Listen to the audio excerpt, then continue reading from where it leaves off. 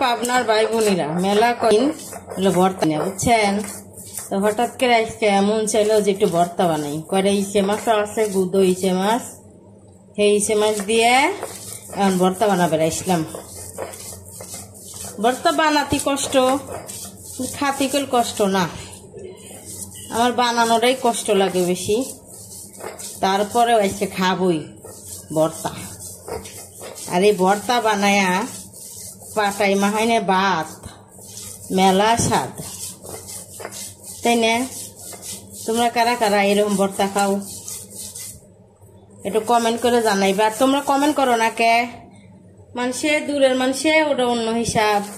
তোমরা পাবনার ভাই বোনেরা কমেন্ট করো না, তার মানে তোমরা আমাকে ভালোবাসো না।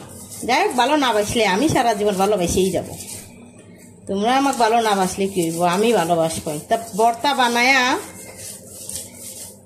পাটাই মাহা ভাত করবো, দুই গাল পাটাই মাহাইনে ভাত করবো। আর ভর্তা বানালি পাটাই মাহাইনে ভাত না খালি কি হয়, এটা খাওয়াই লাগবে, তাই না?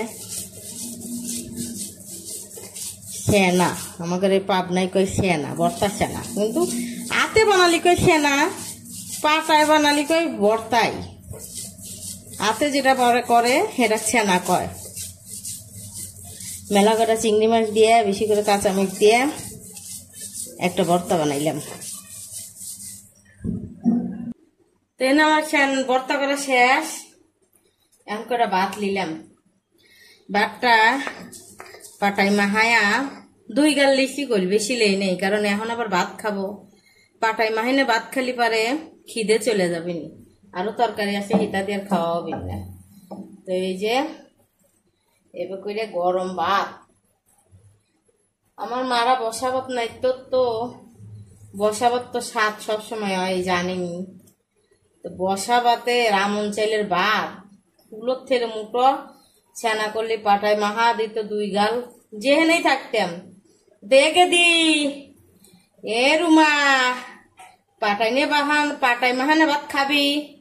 তা আমি যেহেনেই থাকতাম একবারে দৌড়ে আসতাম এরম ভাত খাওয়ার লিগে।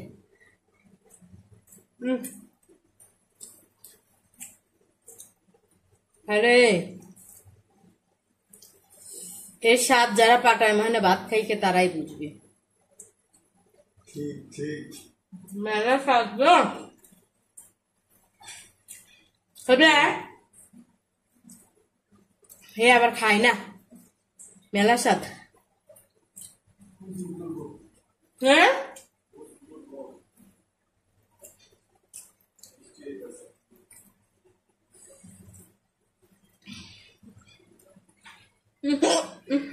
আবার দেখো